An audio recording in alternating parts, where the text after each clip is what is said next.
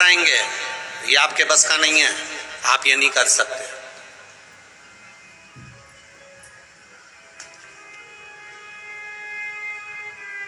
डराने वाले डराएंगे, ये आपके बस का नहीं है, आप नहीं कर सकते। पर विश्वास आपका दृढ़ होना चाहिए।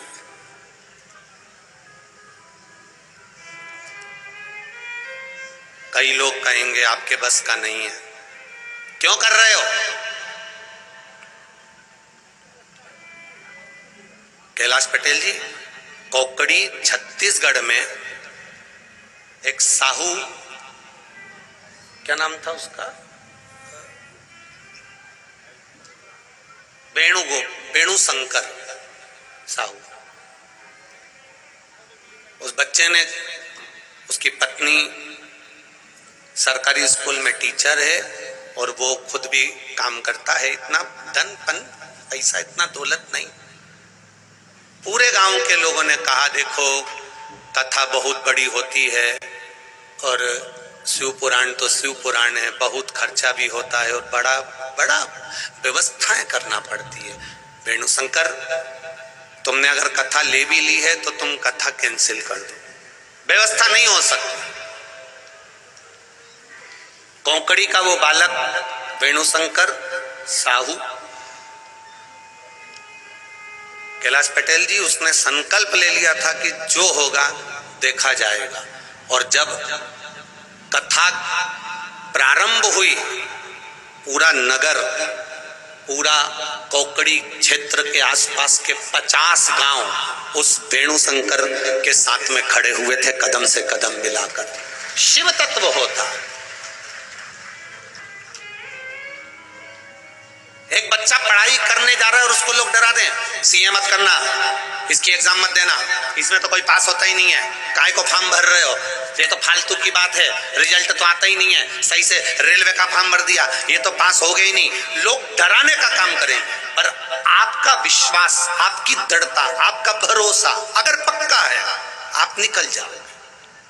आपकी मेहनत पक्की है, आप निकल जाओ।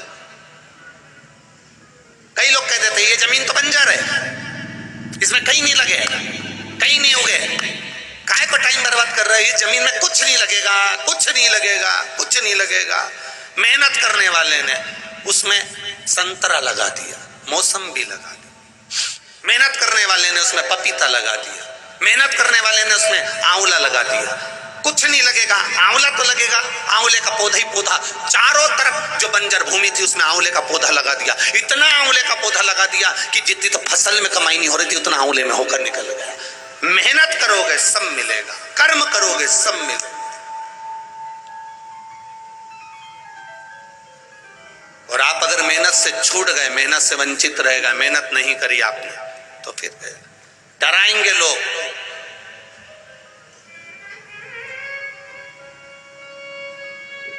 इतनी बड़ी कथा, इतना बड़ा मकान, इतनी बड़ी शादी, ऐसा मत करो, ये मत करो, वो मत करो, डराएंगे। पर आपका संकल्प पक्का है और आपने अगर शिव को अपना मान लिया है, भगवान शंकर को अपना जान लिया है, शिव को अपना मानने का प्रयास कर लिया है, तो निश्चित है कि आप उस जगह पर विजय प्राप्त करोगे। ये निश्चितता है आपकी, निश्चितता। एक पत्र देखिए,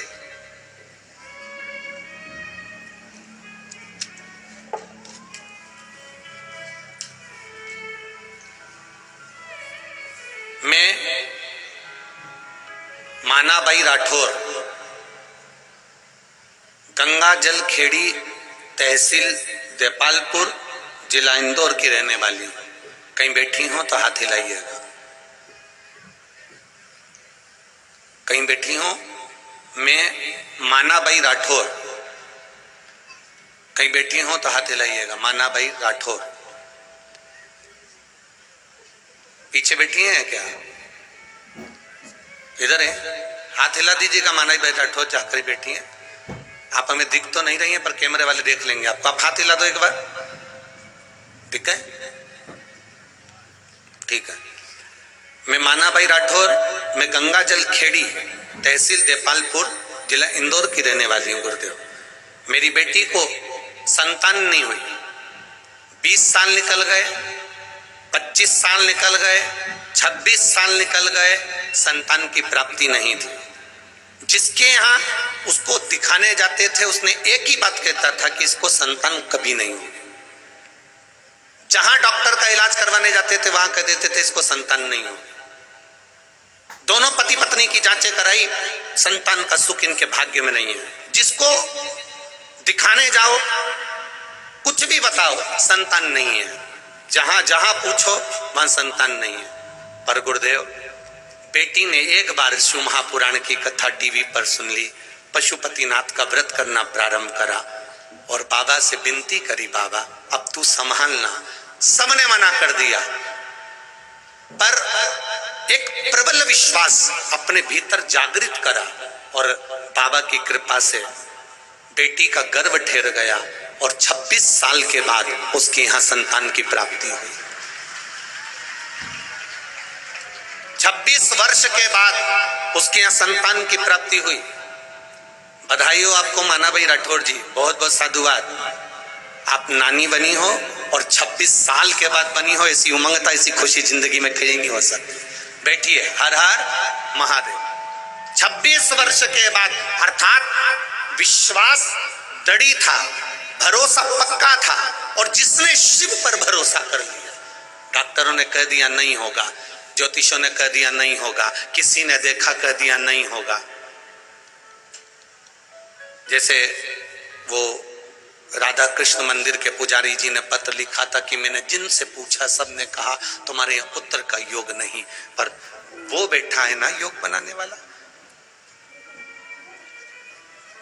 देवताओं का काम है भाग्य लिखना,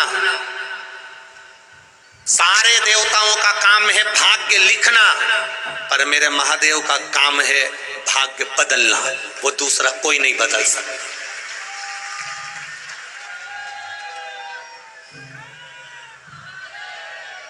देवताओं का काम भाग्य लिखने का होता है और महादेव का काम भाग्य बदलने का है।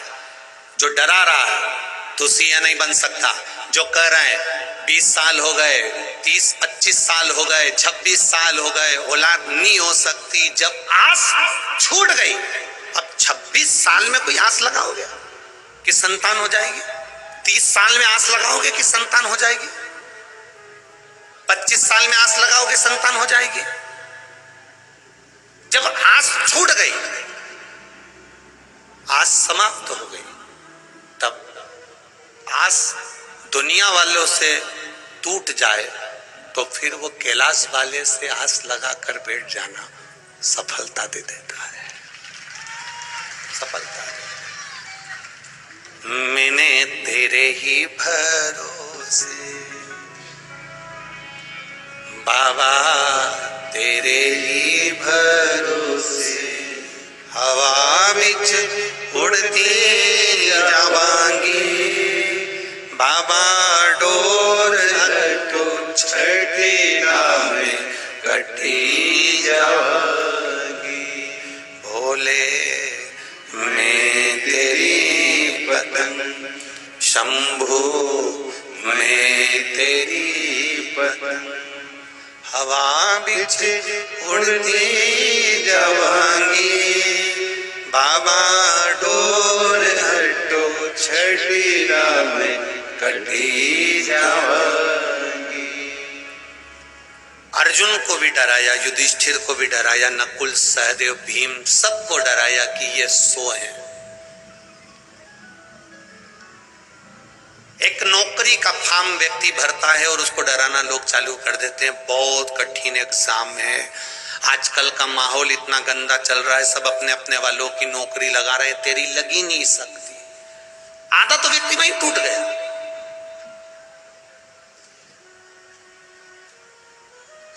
आधा तो व्यक्ति वहीं समाप्त हो गया।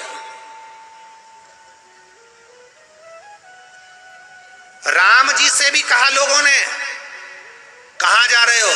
लंका। जानते हो कौन है वो जिसके सामने तुम खड़े हो युद्ध के मैदान में? कौन है वो जिसके लंका के राज्य में सारे नवग्रह बंदी होकर पड़े हुए हैं। एक एक देवता जिनको सलामी देने जाता है। वो लंकाधिपति रावण सरल नहीं है महाराज, जिससे आप युद्ध लड़ने के लिए जा रहे हैं। आपको मालूम नहीं है, सोने की लंका है, उसके पास में सोने के पर्णकोटे, सोने की भुजाएं, सोने की कालीन, सोने के कलश, सोने के मंडप, सोने के मकान, सोने की ध्वजा, सब कुछ सोने का है।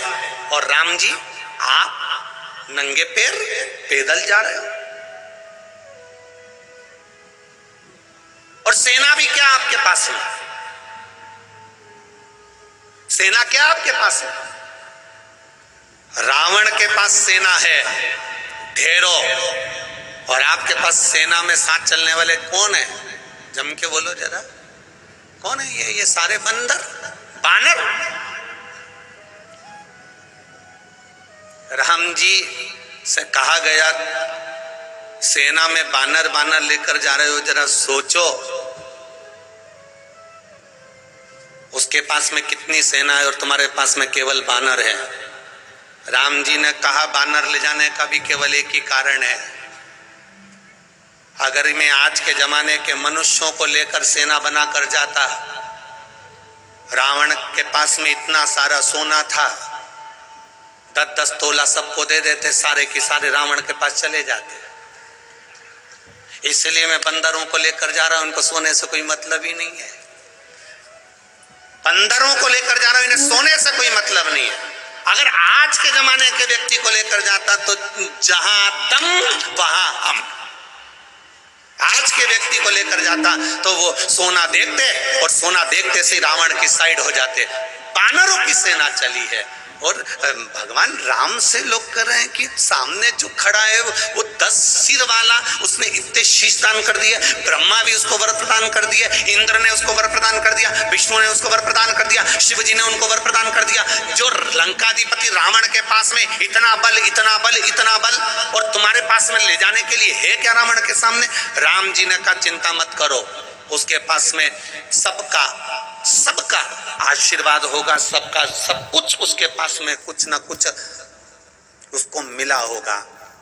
राम जी कहते हैं अगर उसके पास में धन है, अगर उसके पास में वैभव है, अगर उसके पास में सोना है, उसके पास में सत्ता है, उसके पास में नवग्रह हैं, उसके पास में सारे देवता हैं, तो राम जी कहते हैं मेरे पास में मेरा विश्वास है, और विश्वास जिसके पास होता है वो हारता नहीं। तो राम जी कहते हैं मेरे पास में मेरा विश्वास है, और विश्वास जिसके पास होता है वो हारता नहीं। जिसके पास में विश्वास होता है वो हारता नहीं है। अगर उसके पास सोना होगा अपनी जगह पर, उसके पास चांदी होगी अपनी जगह पर, उसके पास वैभव होगा अपनी जगह पर, उसके पास दौलत होगा उसकी अपनी जगह पर, उसके पास लंका होगी अपनी जगह पर, उसके पास सुंदर अप्सराएं होंगी अपनी जगह पर, मेरे पास में विश्वास है। और जिसके पास विश्वास, भरोसा, दृढ़ता पक्की होती है वो हारता नहीं। आज सबसे बड़ी अगर कमी हो रही है तो विश्वास में कमी हो रही है।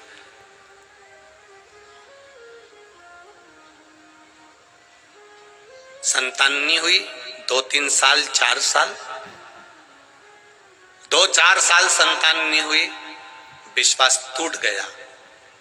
अब तो हमारे यहाँ औलाद होगी नहीं, अब हमारे यहाँ संतान होगी नहीं। एक बार दुकान खोली नहीं चली, दूसरी बार दुकान खोले तो अब हो ही नहीं सकता, मैं कितनी दुकान डालूं, 2 बार डाल के देख ली अच्छी नहीं चले, हर बार फसल बिगड़ रही है, मैं तो हर बार करके देख लिया, हमारी तो किस्मत ही बुरी है। कई लोग कहते हैं हमारी तो किस्मत ही बुरी है, हमारा तो भाग्य बुरा है। शिव महापुराण में पार्वती जी ने भी शंकर भगवान से कहा था, भोलेनाथ कई लोग पृथ्वी पर अपने भाग्य को कोसते हैं, अपनी किस्मत को कोसते हैं, सत्य बताओ भोलेनाथ जी, क्या सही में इनकी किस्मत बुरी है, इनका भाग्य बुरा है? शिव जी कहते हैं सुन पार्वती, पृथ्वी पर मैं जन्म ही उसको देता हूं जिसकी किस्मत प्रबल होती है, जिसका भाग्य प्रबल होता है। जिसका भाग्य प्रबल नहीं होता, जिसकी किस्मत प्रबल नहीं होती, उसको तो माता के गर्भ में ही वो शांत हो जाता है, उसको जन्म ही नहीं देता, उसको पैदा ही नहीं करता। पृथ्वी पर अगर मैंने जन्म दिया है तो तुम्हारा भाग्य प्रबल है, किस्मत वाले हो तुम जो पृथ्वी पर जन्मे हो। मृत्यु लोक में अगर तुम्हारा जन्म हुआ है तो तुम किस्मत वाले हो, तुम्हारा भाग्य प्रबल है।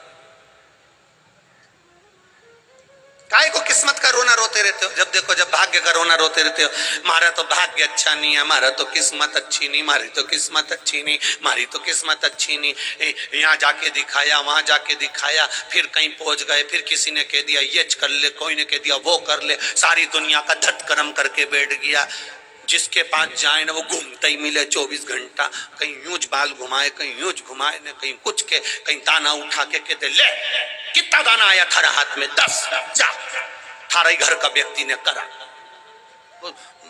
पूरी जिंदगी इसी में निकल गई, 8 साल 10 साल 7 साल इसी में निकल गए। बस इसने करा, इसने धरा, इसी ने टोना मार दिया, इसने ऐसा कर दिया, इसने वैसा कर दिया, सब कुछ करा। अब एक बार इस कली काल में, अभी तक को लोग कह रहे थे इसने ये कर दिया, उसने वो कर दिया, अब सबको छोड़ो, अब एक काम करो, एक लोटा जल शिव जी को चढ़ाना चालू करो, अब उसको पकड़ लो तो पार कर देगा, ये निश्चित है। अब वो पार कर देगा निश्चित। हम कब तक भटकेंगे? हम कब तक भ्रम में जिएंगे? हम कब तक भटकते रहेंगे? कब तक भटकेंगे? जरा सा किसी के सब्जी वाले के ठेले में से नींबू दरवाजे पर गिर गया तो 3 दिन तक नींद नहीं आई। ना जाने कौन मेरे से जल रहा, ना जाने किसने मेरे दरवाजे पर नींबू पटक दिया। उस सब्जी वाले से पूछो, बेचारे का 5 रुपए का नुकसान हो गया, एक नींबू उसका गिर गया। नींद नहीं आ रही, एक नींबू जरा सा गिर गया, ना जाने कितनी कितनी जगह चली गई मैं नींबू के चक्कर में। महाराज जी, गुरु जी, महाराज जी, माता जी, पिताजी, देवता जी, ये देवता जी, ना जाने कौन हमारे नींबू पटक गया। और उनने घूम घूम के कह दिया किसी ने नींबू नहीं पटकाने, थारा घर कही है, थारा घर कही है। अब मालूम पड़े घर में 3 दिन पहले देवरानी से थोड़ा सा बात विवाद हो गया था, तो मन में आ गया देवरानी ने कुछ करवाया है। अब वो देवरानी इसको ऐसी खार में जैसी लगने लगी। देवरानी इतनी अच्छी थी पर ना जाने किसने इसकी बुद्धि में भर दिया कि इसी ने कुछ करवाया। बस वो बुरी हो गई, इतनी बुरी हो गई, इतनी बुरी हो गई, इतनी बुरी हो गई, क्योंकि मुंडा नहीं देखे लड़े जाए, झगड़े जाए।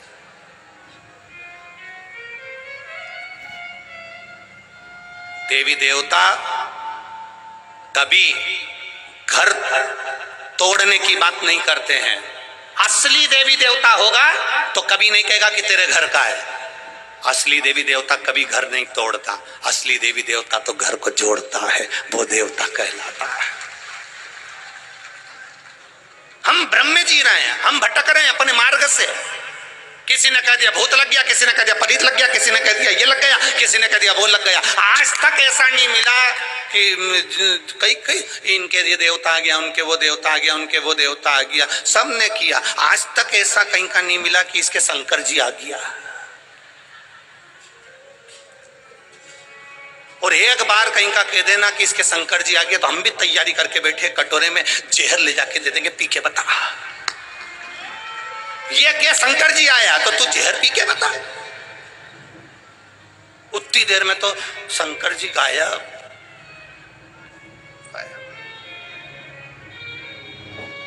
होता है एक पहले जब हम भागवत जी करते थे तो एक जगह कथा करने गए, गांव की बात है। अब गांव में कथा करने गए तो किसी के पितर देव आ रहा है, किसी के कोई देवता आ रहा है, किसी के कोई देवता आ रहा है। एक अम्मा बैठी थी, अब ना जाने उसको क्या सूत पड़ी और तुरंत उसने बाल माल खोला और यूं घूमती घूमती बोली कौन। हमने भी पूछ लिया माता जी बोलो तुम कौन हो। भागवत। हमने कहा ये बची थी आने से। सबने उनके पांव पड़े, भागवत माता आ गई, भागवत माता आ गई। अब हम भी उठकर जाने लगे तो गांव के लोग बोलने लगे महाराज जी तुम कहाँ जा रहे हो। हाँ, हमने कहा जब भागवत माता खुद ही आ गई तो आगे के अध्याय वो बाज देगी। अब हम भी बाज कर क्या करेंगे, जब वो आ ही गई है तो आगे की कथा वो बाजेगी। इतना में तो भागवत जी चली गई। भागवत कहीं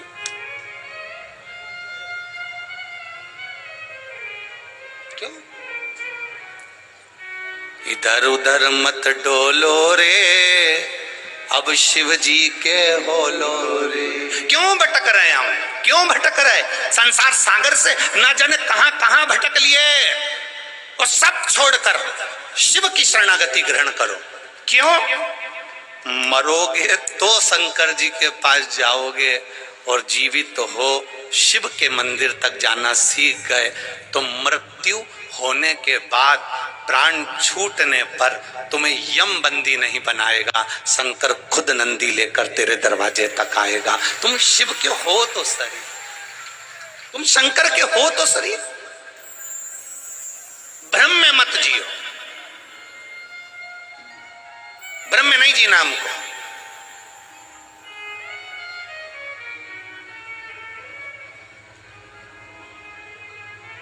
शिव महापुराण की कथा, और फिर आपको कहेंगे इस शिव महापुराण की कथा में ना तो बेल मिलती, ना भभूति मिलती, ना कोई तंत्र होता, ना कोई मंत्र होता। शिव महापुराण की कथा में ना तो कोई मंत्र है, ना तंत्र है, ना भभूति है, ना बेल है, ना कोई विद्या है। शिव महापुराण की कथा तो शंकर का वो चरित्र है जो हमारे भीतर विश्वास पैदा करता है। राम जी की कथा कहती है रावण के पास दुनिया की सत्ता होगी, राम जी कहते हैं मेरे पास में विश्वास है। उसी तरह तुम भी कोई भी काम करना, चाहे एग्जाम देना, दुकान खोलना, चाहे कुछ भी काम करो, बस इतना याद रखना कि मेरे पास में विश्वास है, भरोसा है। और मेरे पास में अगर भरोसा है, मेरे पास में अगर विश्वास है, मेरे पास में अगर दृढ़ता है, तो फिर वो भटकेगा नहीं, फिर वो निश्चित है सुख का अनुभव करेगा।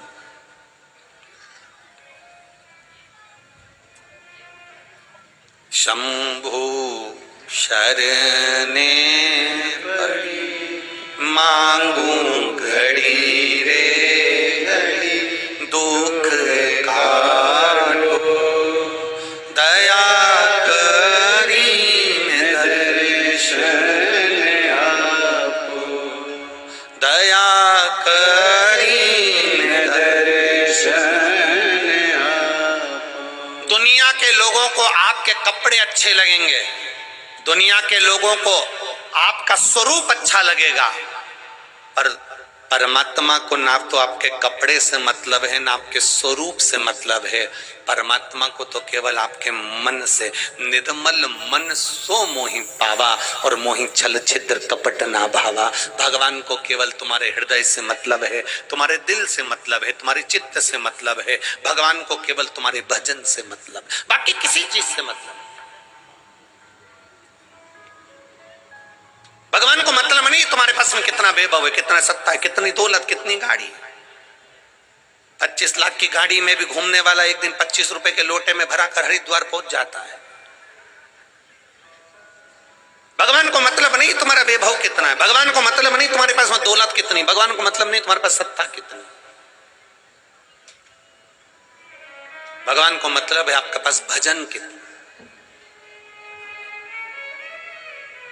आपका कीर्तन कितना, आपका स्मरण कितना।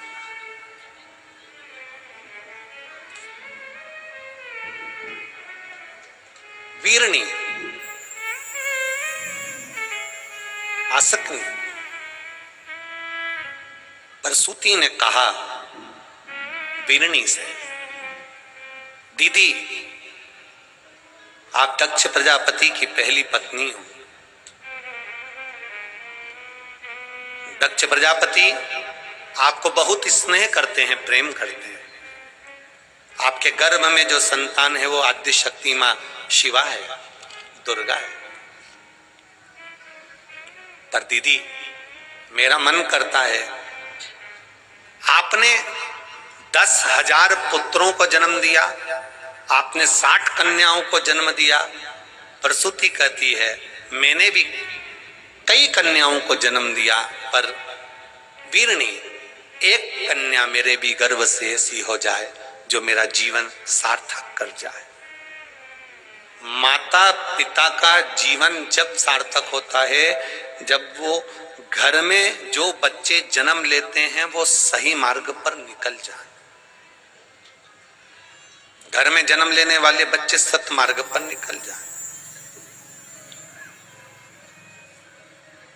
समझो कि जीवन की सार्थकता।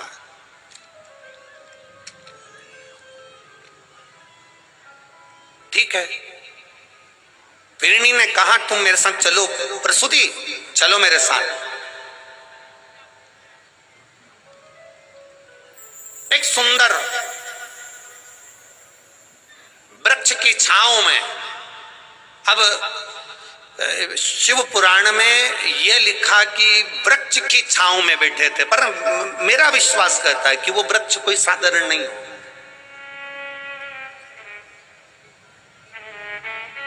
कोई देवतुल्य वृक्ष होगा।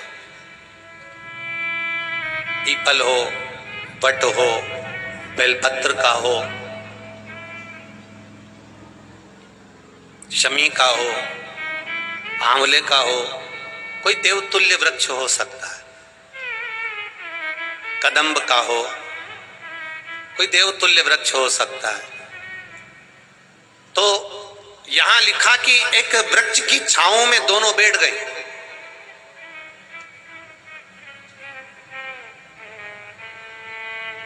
वृक्ष की छांव में दोनों बैठी हैं।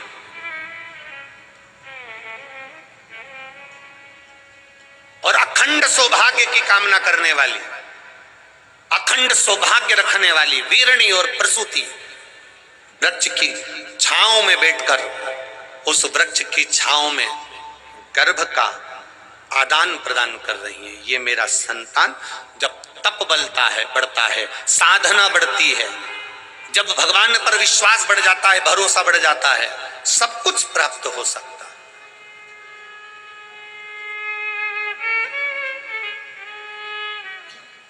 सब कुछ।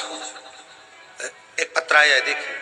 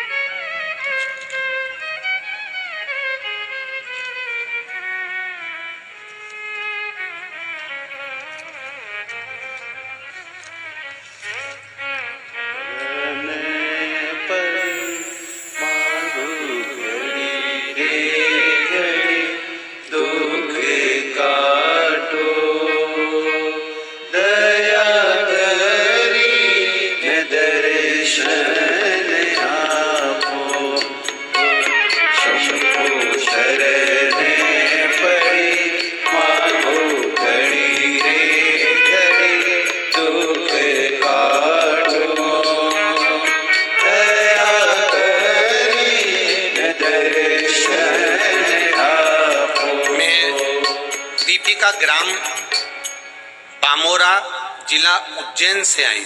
कहीं बैठी हो दीपिका जी तो हाथ हिलाइएगा। मैं दीपिका, ग्राम बामोरा, जिला उज्जैन से आई। कहीं बैठी हो तो हाथ हिलाइएगा। कहीं दिख जाए तो हाथ हिलाइएगा।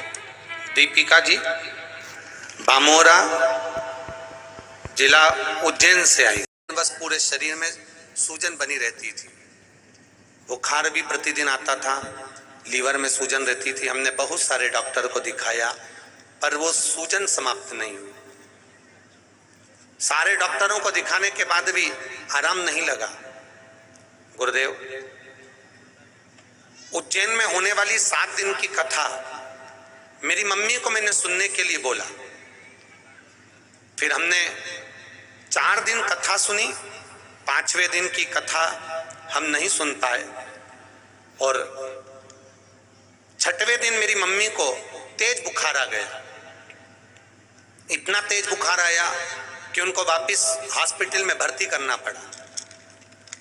हॉस्पिटल में भर्ती किया।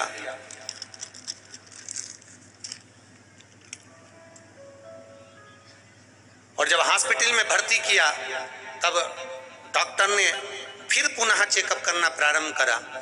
मैंने भोलेनाथ जी से प्रार्थना करी, आपकी कथा सुनी और मम्मी को फिर बुखार आ गया। उनके लीवर में सूजन रहती थी जो हमेशा हो रहा था। डॉक्टर ने बुखार आने पर जब उनकी चेकअप करना प्रारंभ करा तो गुरुदेव केवल 4 दिन की कथा सुनी थी और बाबा की कृपा से बुखार जो आया डॉक्टर को हमारी मम्मी दिखाने नहीं जाती, पर डॉक्टर ने जब चेकअप करना प्रारंभ करा तो उनके लीवर की पूरी सूजन समाप्त हो चुकी थी। यह शिव तत्व, ये अवघड़ी है। अब केवल 4 दिन की कथा को श्रवण कर लेना केवल पंडाल में बैठकर, और वो भी ऐसी अवस्था में, ऐसी स्थिति में जहां डॉक्टर भी कहे कि ये लीवर की सूजन और पूरे शरीर की सूजन, ये विश्वास वाली बात है, दृढ़ता वाली बात, आपका भरोसा, आपका विश्वास।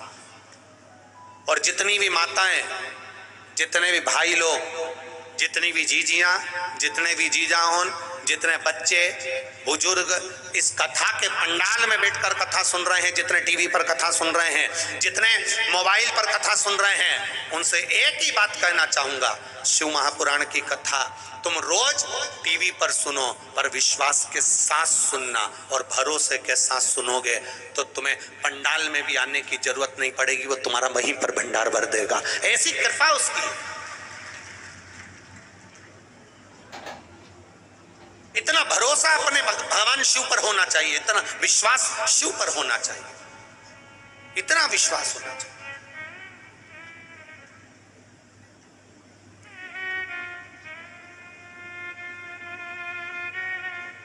कैलाश पटेल जी ने कथा करवाई, इनका भी विश्वास कम नहीं था शिव जी के प्रति, और इनका जो विश्वास था इतना पक्का था कि कथा करवाना है, चाहे कितना भी कुछ भी हो, सब होता रहेगा, चलता रहेगा। और बाबा देवादिदेव महादेव ने करवाई तो आज 4था दिन हो गया, 3 दिन की कथा और रही, बाबा पार लगा। ये भरोसे पर होता है, विश्वास पर, दृढ़ता पर। और जिसका भरोसा पक्का है, जिसका विश्वास पक्का है, कई माताएं हमको लिखकर भेजती है, गुरुजी ऐसा आशीर्वाद दो कि हमारे यहाँ भी शिव महापुराण की कथा हो जाए। तो हम आपसे निवेदन करेंगे, आशीर्वाद देने के लिए हम नहीं हैं, हमने कोई इतना बड़ा पुण्य नहीं कर दिया कि हम आपको आशीर्वाद दे दें। हम तो बस इतना जरूर कहेंगे कि महादेव को 1 लोटा जब जल चढ़ाओ तो उससे दिल से कहना, बाबा ऐसी कृपा करना कि जिंदगी में मैं भी एक बार शिव महापुराण की कथा करवा सकूं। उससे कहो, हमारे कहने से कुछ नहीं होगा। हम कोई बहुत ऊपर से टपके हुए महाराज नहीं है कि हम सब कुछ जानते होंगे और तुमको बता देंगे। ना ना ना, हमारे बस का नहीं है दादा। हम अपना ही भाग्य नहीं देख कर आए कि आगे होना क्या। एक कदम किसने देखा कि अगला कदम किसका कैसा है।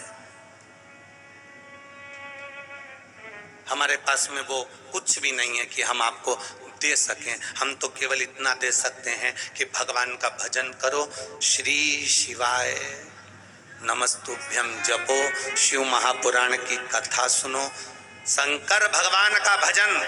भगवान राम जी ने सेतु बांधते समय रामेश्वर धाम की स्थापना करी। भगवान कृष्ण के यहाँ 16,108 रानियां थी, एक भी औलाद भगवान कृष्ण के यहाँ नहीं हुई, संतान नहीं हुई। तब गर्गाचार्य बाबा को बुलाकर पूछा कि मेरे यहाँ संतान नहीं, 16,108 मेरी रानियां हैं पर बच्चा नहीं, संतान नहीं। तब गर्गाचार्य बाबा ने कहा, एक एक रानी के साथ बैठकर शंकर भगवान का अभिषेक करो।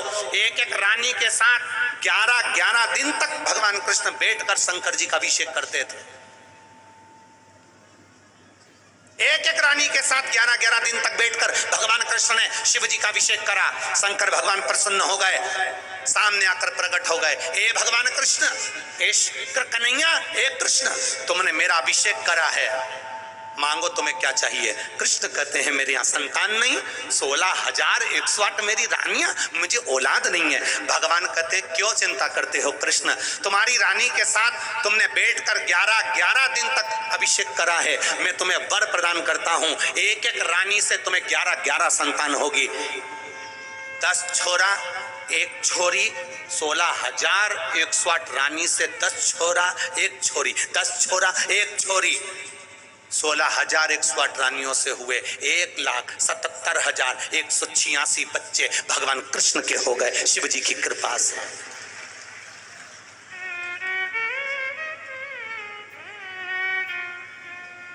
भगवान कृष्ण ने शंकर जी की आराधना करी। भगवान राम जब रावण पर आक्रमण करने जा रहे हैं, लंका पर आक्रमण करने जा रहे हैं, हर हर तरह से जब लगने लगा कैसे सीता जी को प्राप्त करेंगे, तब रामेश्वर धाम की स्थापना करी। राम जी का बालू का शिवलिंग बनाया, उसका अभिषेक, उसका पूजन करा, और पूजन करा तो शिव जी प्रकट हो गए। शंकर भगवान प्रकट होकर बोले राम जी क्या चाहिए, बस तैयारी करना है, पार करना है, तो क्यों चिंता करते हो, नल नील है ना पत्थर, लिखो राम तिरवा, राह दे दी।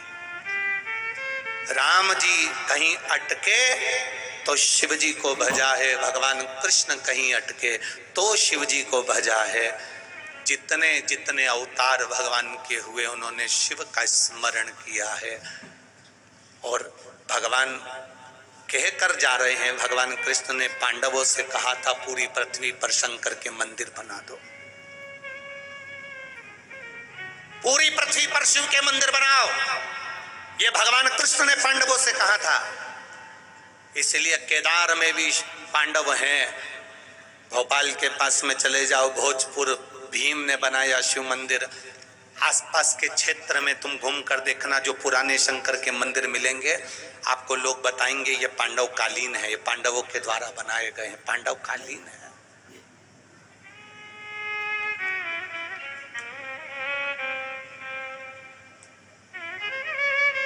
जिस कॉलोनी में, जिस बिल्डिंग में, जिस सोसाइटी में, जिस मोहल्ले में, जिस क्षेत्र में शंकर भगवान का शिवलिंग नहीं होता, उस क्षेत्र का